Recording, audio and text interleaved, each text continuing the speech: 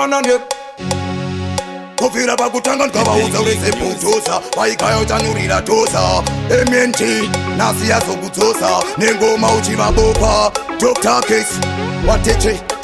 edzedze endandi varikubvunza kuti Case iwe wauya nei no Case iwe wauya nei vauya vakuru vemafashion nestyle and pattern saka matsagavura iwe no Case iwe wauya nei Case iwe wauya nei vauya vakuru vemafashion nestyle and pattern plus varikumhanya una hata saka iwe varikubvunzana vachaudzana kote tauya chimkoma nepekere ngoma saka rambochiva revafudze mutututu imastaira zvavo popopo tasovatoma chipupupu Case angagadzrevo chigosakandati Case iwe wauya nei no Case iwe wauya nei vauya vakuru vemafashion nestyle and pattern saka matsagavura iwe no Case iwe wauya nei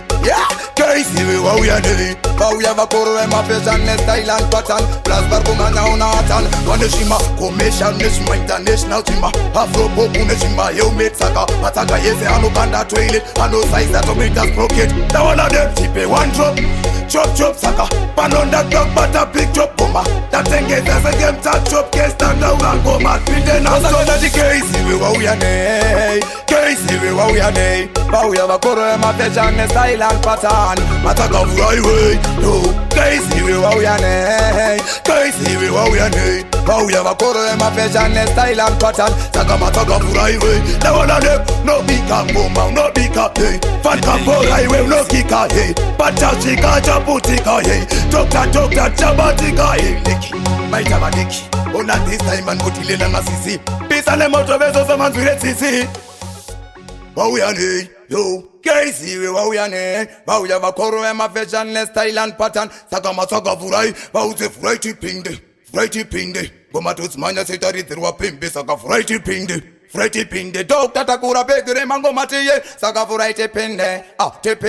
ngoma todzimhanya setaridzirwa pembe saka furai tipinde Dr. takura pegere mangoma tiende dawadadem tsika vanotopa sando vaudze kutetere imwe mhando kuno kwatembe zvenhando Dr. achatonkadza umambo taita mazuru ngerambo isusu kunotototonga au tauya takakolongwa hameno zvenyu zvamaronga paya rembusu